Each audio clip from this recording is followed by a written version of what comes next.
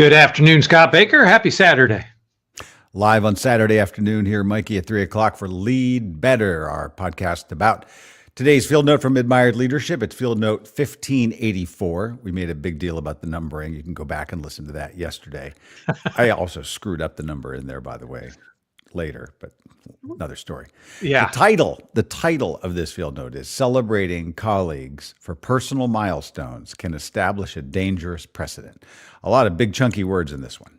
Yeah, but it feels like, seriously, like we can't do this? Why can't leaders do this? And it's not until you realize how difficult it is to sustain for an entire organization that you're like, oh, I should have never started this in the first place. Yep. Yeah, and this one this goes way back. I mean, there's lots of people that have pointed to this through antiquity, and yet we somehow think like, well, why not? Why let's mark that milestone. Let's mark that birthday. Let's mark that they had triplets. Now, I suppose I was thinking about this, and you tell me if this is even though the field note is saying, look, it's okay for people to celebrate each other's milestones. That's the bottom line here. The organization should not make a policy around this because we'll talk about all the reasons why it can go wrong. But people can celebrate. A leader might even be able to join in without the sort of like, this is our official policy. But now here's my thing. This last week, they've been handing out Nobel Prizes. Yes. Right. Just throwing them out, shooting them out like T-shirt cannons. Yeah. Right. Yeah. And I was thinking like, if you were in an organization, and you're like, let's see. Joanne just won a Nobel Prize. We're not going to say anything. Yeah.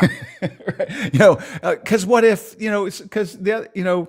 Tom, he just got the local Rotary Award, and he's going to feel bad if we didn't point out his Rotary Award and we're celebrating Joanna's Nobel Prize. I think we'll come back to that because I think that is something that creates an exception to this rule. Like, okay, there's a Nobel exception. Yes, I think so. I think there's a lot of remarkable exceptions. Yeah, but for instance, the Nobel, it's only handed out once a year.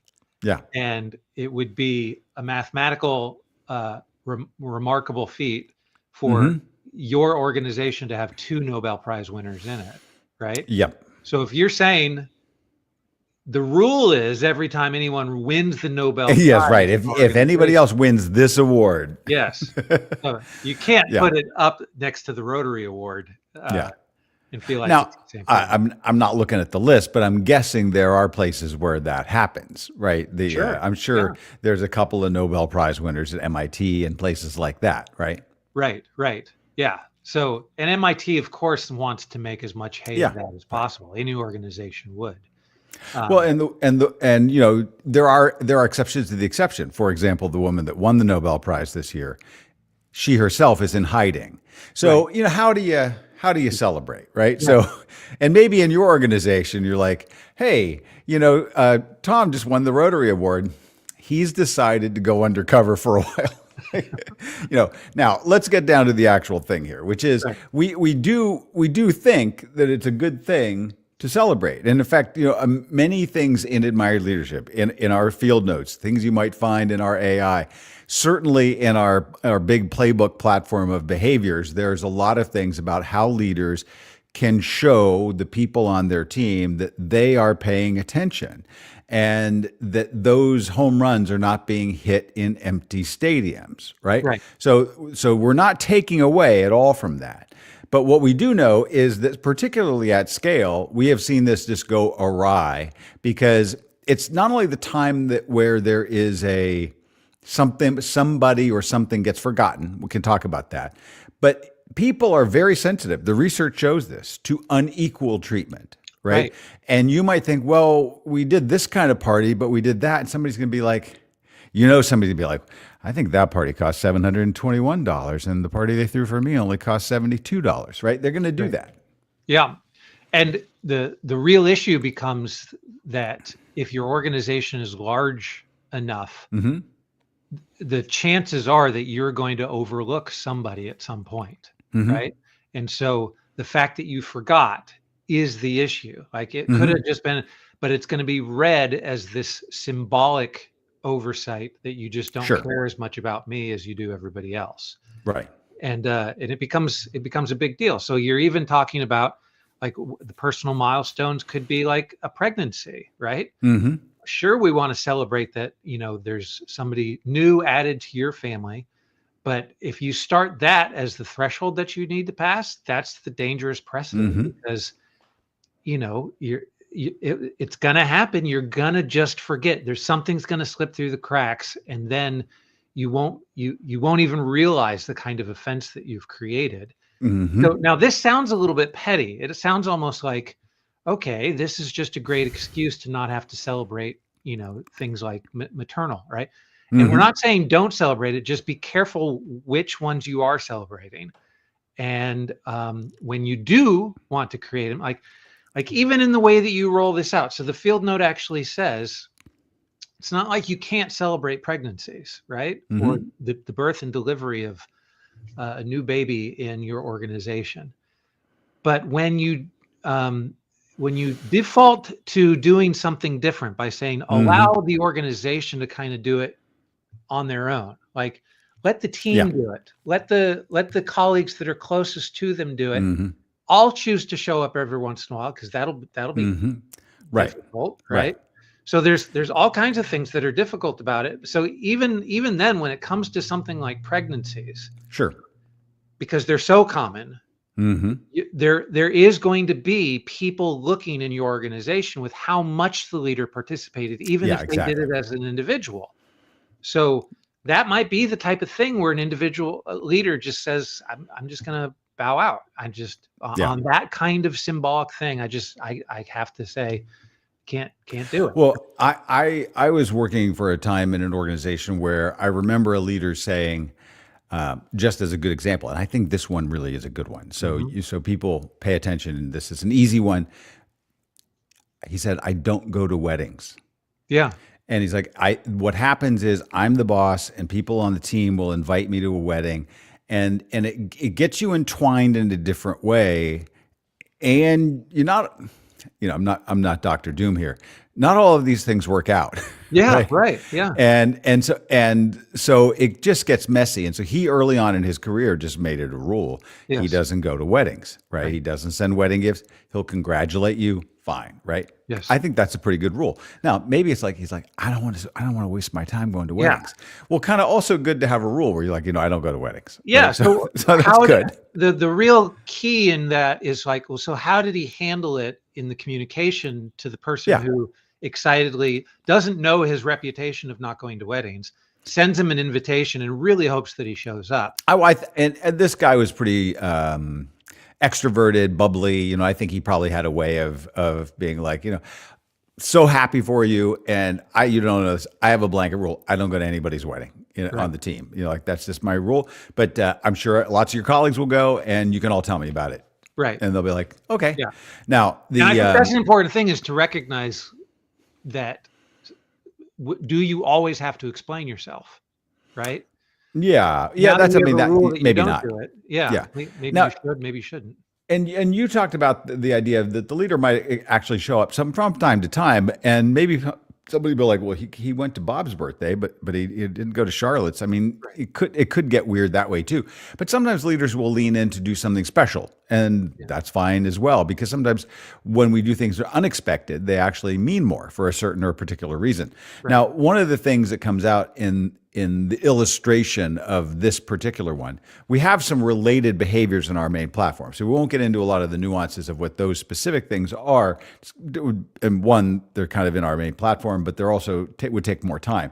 But there's an illustration, I think, that goes right to this, which involved our founder coaching the CEO of a very large organization. My memory is it was a major insurance organization. Mm-hmm. And that organization and their headquarters did have a policy. I think this was probably a couple of decades ago, where if someone had a baby, and I think probably we know it was a couple of decades ago because it was sort of skewed toward it was not an equal opportunity paternal reward system. It was that a particular basket would go to the woman that had the baby, right? Right. And at the time, and the CEO is very proud of this idea.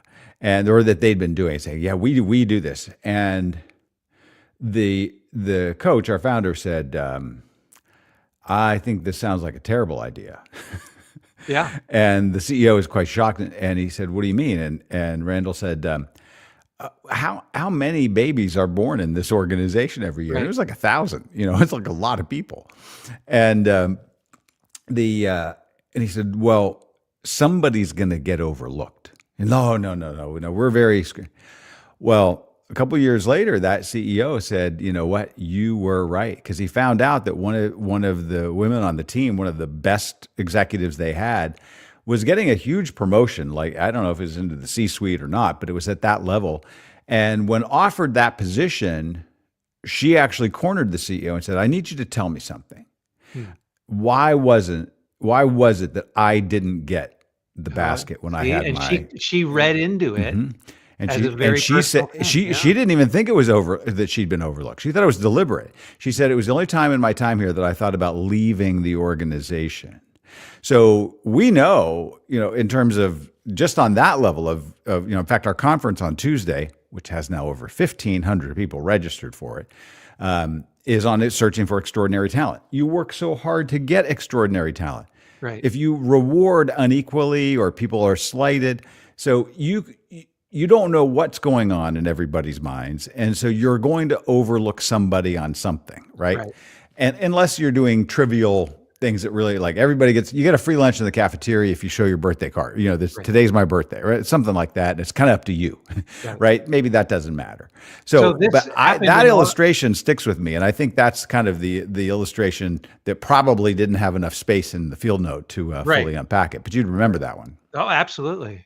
And the illustration came up for us in our organization just a week ago because one of our colleagues has an illness that has one of these walks, Sure. run, fundraiser, Right, a fundraiser. to Yeah, raise exactly. awareness for the illness. And so, that awareness walk is coming up in a week from today. And there's a branch fit that's going to be in Philadelphia. And so our firm meeting is in Philadelphia. And so all these kind of circumstances kind of conspire around the idea of like, well, maybe we should invite everybody in right? But it wasn't handled that way. Instead, one person who's on this person's team kind of reached out to and said, "This isn't coming from CRA, but I just want everyone to know that we're doing this. If you want to participate, you can." Yeah. And I didn't even think about it in the moment. It was a nice, simple way to just kind of state, we are going to recognize it, but this is me who's reaching out to everybody who's doing it. And there's great participation that is happening as a result of it. Right. But Right. even Because something like that, you get the idea, well, why can't we, right? Why can't the organization? And, we're not saying that you can't do it, right? It's just a dangerous precedent to do it organizationally, right? Yeah. Because some people are public about their illnesses and some people are not public about their illnesses. Some people, is it a violation of HIPAA law? Like all the kinds of things that you're like, is this setting a dangerous precedent? It's like, no, we're going to allow it to bubble up from our culture and our community. And if it bubbles up, that's great. And if I hear about it as a leader, I'm going to participate. And it might mean that I end up participating in a very standard way, right? But the fact that I'm going to donate a certain dollar amount and I'm going to show up on the day to do a very certain thing and take a certain, like the selfie is just a symbolic thing. But if I'm going to post that selfie on my personal social media, the symbolism ripples all the way. Oh, yeah, for sure. Yeah. So, making the donation, showing up on the day and not posting the social post could make all the difference in someone like, why didn't you do that? Right. And it's not a petty thing to ask that question because that symbolism holds lots of weight for leaders. And so, yeah, you have to be careful. Well, you could imagine that the person that has a less pervasive illness, but still is part of some awareness campaigns, be like, well, why didn't my illness get recognized? Yeah, right? There's so many. I want to make a joke right now, right? About because I have a little bit of vitiligo, which is so it's like, could everybody please turn out for the March for Vitiligo Awareness, right? And you'd be like, Is that a thing? Where, it's like, I'm sure it's tough. It's like, there are, by the way, people that have very difficult cases of vitiligo, which is not mine. So I have great empathy for those people. But you see the point, right? If I said my hair is gray, and why could I not retain the natural color of my hair? We need a march to get the research funded for this. I actually like gray hair. So but you see the point. And I do think, by the way, that probably the case that you raised was probably in the mind when Randall wrote this field note. It probably was the thing that spurred it. Yes, I think so too, because it was great. Well, and really, just at the end here, let's note this, because there's all kinds of things that get recognized, right? And you have to be aware of it. Like, we're getting ready to recognize, and we haven't put out big things on social media or in the Substack. We're going to be crossing like a 6-figure mark here in terms of subscribers. Now, we have another newsletter in the organization that has 11,000 subscribers, and it's called Confluence. And when you sign up for Field Notes, you can get Confluence, and it's focused on communications professionals, and particularly around AI content and how they're adapting and using all of those things. Well, at the point where Confluence gets to 100,000, will that mark be recognized in the same way, as when Field Notes passed that mark, right? You can see all kinds of things. And in fact, we also just passed a very important subscriber number for the number of people that are paid subscribers to our platform. That when we launched 5 years ago, that was like a big, sort of sky in the high, level that we were going to get there someday. Right. And we actually didn't really mark that one. And I would think I was okay with that, but but you were kind of like, if we had marked other things, I would have been like, well, why didn't we celebrate that? That was huge. I think as YouTube creators, you get sent out the plaques at various levels of how many subscribers that you have. It's a big deal to those creators to actually get it. If YouTube forgot somebody, it would be, I think a lot of people would be like, where's my plaque? Or I'm moving to Vimeo, right? Forget this, Well, listen, if anyone watching, if you have or listening on the podcast stream later, and by the way, if you're watching live now, you can go and subscribe to Lead Better on Spotify, on Apple Podcasts and other places, and you can choose when and where to watch these things, and on YouTube or whatever. But if you have a good story of somebody that got overlooked or something, or if you disagree, go ahead and leave a comment about that. We'd love to see those. Great. All right. Thanks for those who showed up with us on a Saturday. We'll talk again tomorrow. Scott, thanks very much. See you, Mikey. All right. Bye now.